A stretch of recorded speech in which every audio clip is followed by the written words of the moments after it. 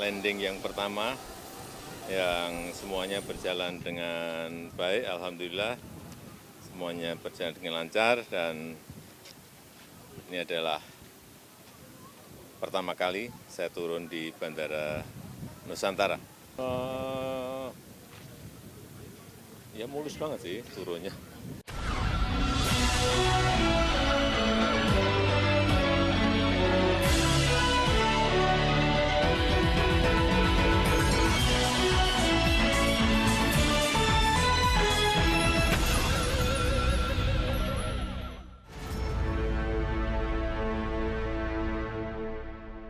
Assalamualaikum warahmatullahi wabarakatuh. Apa kabar? Kembali berjumpa dengan saya Herzubun Arif dari Forum News Network. Curah hujan yang sangat tinggi di akhir bulan Januari ini tidak hanya membuat banjir sejumlah wilayah di Jakarta, tapi sebenarnya itu bukan berita baru ya. Yang berita baru dan ini sangat ironis adalah ternyata hujan itu juga membuat banjir di ibu kota Nusantara. Lebih parah lagi yang kebanjiran itu sekarang ini adalah bandara di IKN. Akses utama menuju ibu kota Nusantara selain tentu saja jalan tol. Bayangkan alasannya Jokowi dulu memindahkan ibu kota ke Nusantara itu kan selain alasan yang luar biasa mulia gitu ya, pemerataan pembangunan di kawasan Indonesia Timur, tapi juga yang selalu diulang-ulang itu alasannya bahwa penduduk Jakarta ini sekarang sudah terlampau banyak, kemudian Jakarta macet dan banjir. Ada juga sih alasan lain yakni polusi dan kata dia itu nanti indeks udaranya itu sangat bagus di KN itu bahkan dia membandingkan dengan kebersihan udaranya itu ya dengan kota-kota besar lain di dunia yang sudah lebih dulu berdiri. Ini sesungguhnya bukan yang pertama kali loh IKN itu kebanjiran. Pada bulan Desember tahun 2024 ya jadi sebulan yang lalu lah ya IKN itu juga kebanjiran. Bahkan ini kalau berdasarkan catatan dari Wahana Lingkungan Hidup Indonesia, bila termasuk daerah pendukungnya itu sudah sampai 4 kali banjir. Bayangkan ya, ini daerah yang tadinya digadang-gadang menjadi ibu kota yang ideal, jauh dari kemacetan, polusi dan banjir, ternyata malah sangat sering kebanjiran. Ini sekali lagi menunjukkan betapa pemindahan ibu kota itu memang tidak dengan perencanaan, tidak ada amdalnya, ya dampaknya seperti sekarang ini. Selain Istana Negara, Bandara IKN itu kan adalah salah satu infrastruktur yang pembangunannya dikebut oleh Jokowi. Kalau Istana itu kan targetnya Jokowi itu dipakai untuk upacara 17 Agustusan tahun 2024 kemarin ya. Itu artinya beberapa bulan sebelum dia lengser. Dan kemudian kalau bandara, ya ini juga dimaksudkan kata dia ini supaya para investor itu bisa datang berbondong-bondong ke sana ya, karena aksesnya yang mudah. Dan kemudian juga dengan cara seperti itu kan artinya kota itu menjadi hidup lah kalau ada bandaranya. Ketika melakukan groundbreaking proyek infrastruktur konsorsium yang dipimpin oleh Aguan, ini pemilik Agung Sedayu Group yang sekarang ini namanya paling ngetop nih ya. Ini pada tanggal 21 September 2023. Jokowi itu pamer. Jokowi waktu itu masih jadi presiden ya. Bukan presiden ke-7 seperti sekarang ya. Jokowi itu pada waktu itu pamer kalau nanti ke IKN itu akan lebih mudah. Karena pertama ada jalan tol dan kemudian bandara. Dan dengan begitu dia pastikan investor akan berbondong-bondong. Oh dia juga menyinggung soal pasokan air gitu. Tapi waktu itu pasokan air untuk warga IKN ya, bukan pasokan air untuk banjir. Bayangkan kalau diterus-teruskan Jakarta sekarang ini, jangan hanya dihitung Jakarta yang memiliki kurang lebih 10 juta penduduk, tapi Jabodetabek, iya, sudah berapa juta? Mungkin sudah sekarang ini hampir 30 juta. Artinya bebannya sangat berat sekali.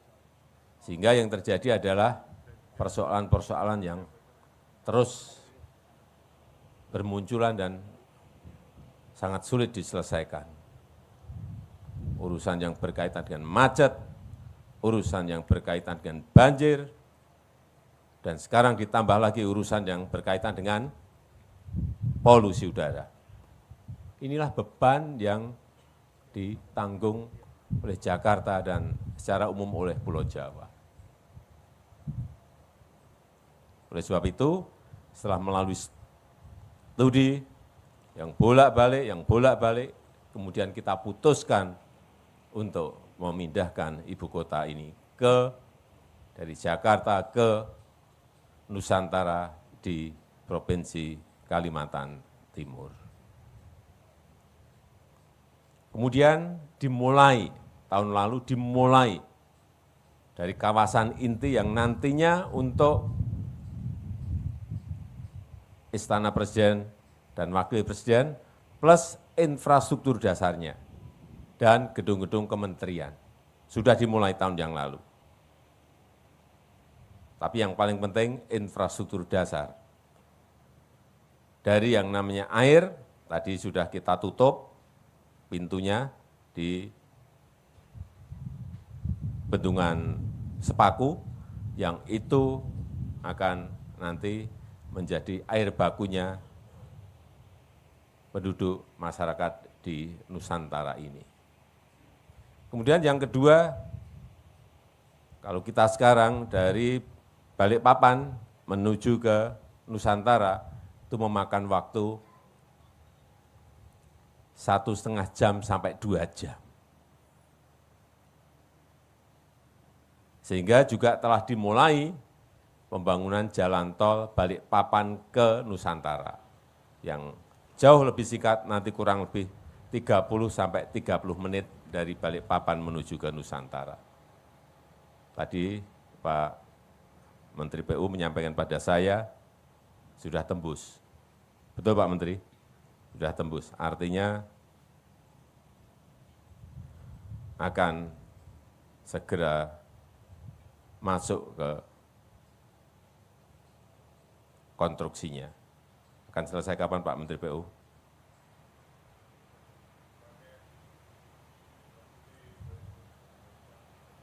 Juli 2024 akan sudah selesai jalannya. Yang kedua, bandara juga segera dimulai. Kalau bandara nanti di sini selesai, Bapak Ibu akan turun di sini hanya kira-kira 15 menit. Betul Pak Bambang? Kira-kira 15 menit dari bandara menuju ke sini. Dan kita harapkan juga nanti di bulan Juli maksimal, awal Agustus itu sudah bisa diselesaikan. Karena dua ini menjadi kunci. Kalau ini selesai, saya meyakini bukan ini belum selesai saja sudah berbondong-bondong, apalagi dua ini selesai, akan lebih berbondong-bondong lagi investor yang akan menanamkan modalnya di Ibu Kota Nusantara. Hari ini kita segerakan melakukan groundbreaking pembangunan bandar udara Ibu Kota Nusantara yang ditargetkan akan beroperasi penuh di bulan Desember 2024. Tetapi sudah bisa dipakai nanti di bulan Juni 2024. Kehadiran bandara ini sangat penting mengingat semakin padatnya kegiatan di IKN, semakin banyaknya mobilitas orang dan juga barang dari dan menuju ke IKN. Dan bandara IKN ini merupakan bandara khusus yang digunakan untuk mendukung pelayanan kegiatan pemerintahan di IKN dan mendukung konektivitas di Ibu Kota Nusantara. Bandara IKN ini memiliki luas 347 hektar dengan runway 3.000 kali 45 meter dan dapat melayani pesawat berbadan lebar. Ini penting.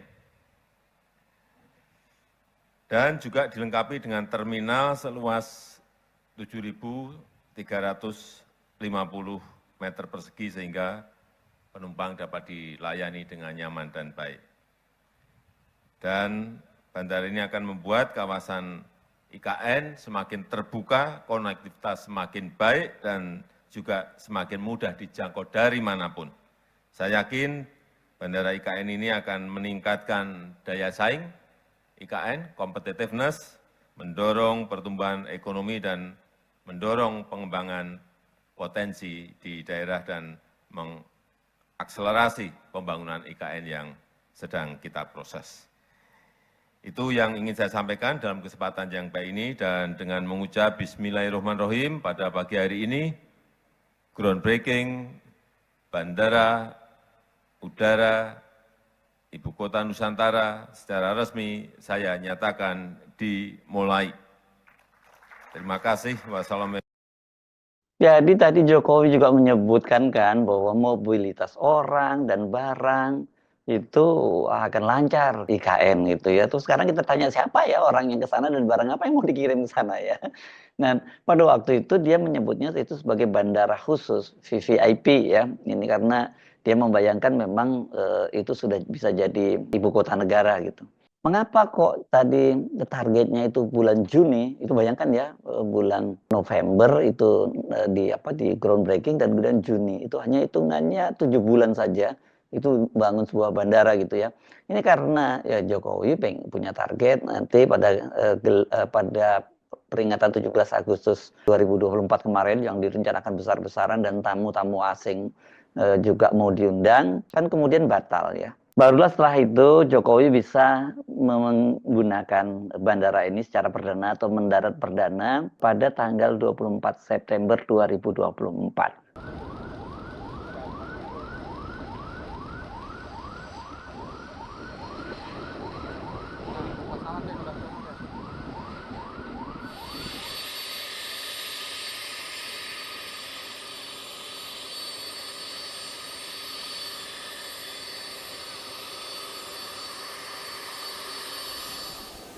Landing yang pertama, yang semuanya berjalan dengan baik, alhamdulillah. Semuanya berjalan dengan lancar, dan ini adalah pertama kali saya turun di Bandara Nusantara, Nusantara Airport, yang sering banyak disampaikan ini adalah bandara VVIP. Saya tadi sudah perintahkan ke Pak Menteri Perhubungan agar segera diubah menjadi bandara komersial, airport komersial, airport untuk umum, bisa untuk haji, untuk umroh, dan untuk yang lain-lainnya. Ini mungkin sampai Desember kapasitas 200.000, tapi setelah menjadi bandara komersial nanti bisa kapasitas sampai ke 7 juta penumpang per tahun. Pak, nggak ada evaluasi berarti Pak tadi? Nggak ada evaluasi dari Bapak? Ya mulus banget sih turunnya. Landing mulus, kemudian tadi masuk ke dalam itu. Iya, sangat bagus. Tidak terlalu besar, tetapi lebih dari cukup. Kalau komersial ditargetkan kapan Pak? Untuk komersial ditargetkan? Ya nanti kalau perpresnya sudah saya tanda tangani, berarti mulai setelah itu. Pertimbangannya mengubah dari VVIP menjadi komersial? Ya supaya lebih bermanfaat. Jangan hanya untuk VVIP, enggak. Lebih bermanfaat bagi yang mau umroh, yang mau haji, yang mau terbang ke dan dari IKN, saya kira akan lebih bermanfaat. Skenario yang berubah itu bukan hanya soal jadwal penggunaannya, jadwal pendaratannya, tetapi juga soal peruntukannya, karena sekarang ini bukan lagi, menurut Jokowi bukan lagi digunakan untuk VVIP atau very very important person, tapi jadi komersial. Ini jadi penerbangannya komersial, umroh dan haji. Dan tadi target ya luar biasa ya, sampai 7 juta penumpang di sana. Ini dahsyat ini target dari Pak Jokowi. Setelah itu kita nggak dengar ya pemanfaatan bandara itu setelah Pak Jokowi mendarat di sana.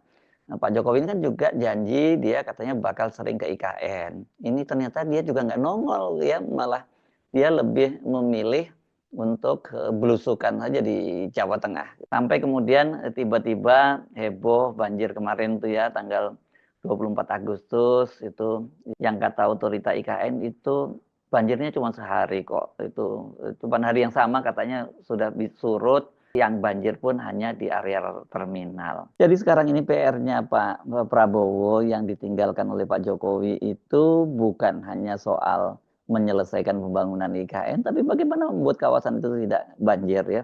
Kalau kemudian yang banjirnya itu adalah bandaranya, bagaimana orang bisa datang ke sana dengan lancar? Karena berarti kalau gitu kan tinggal hanya tol. Tapi tol sendiri juga sering menuju ke situ juga suka banjir, bahkan juga kemarin sempat amblas ya tolnya. Jadi ini betul-betul IKN ini jadi beban berat bagi pemerintahan Prabowo yang selama ini juga tampak sekali itu menyandra pemerintahnya Prabowo. Karena sekarang ini Pak Prabowo kan melakukan pemotongan anggaran sangat besar, tapi IKN tetap saja disediakan anggarannya di APBN. Nggak terlalu besar, tapi juga lumayan karena sampai 48,8 triliun itu sampai pada tahun 2028 nantinya ketika IKN itu diharapkan sudah menjadi ibu kota politik, maksudnya begitu. Jadi artinya kalau ibu kota politik itu ya hanya pemerintahan saja yang ada di sana. Ini mungkin mirip kota-kota lain di dunia yang ada ibu kota politiknya, tapi ada ibu kota bisnisnya seperti Amerika, misalnya ibu kota politiknya Washington, ibu kota bisnisnya di New York gitu.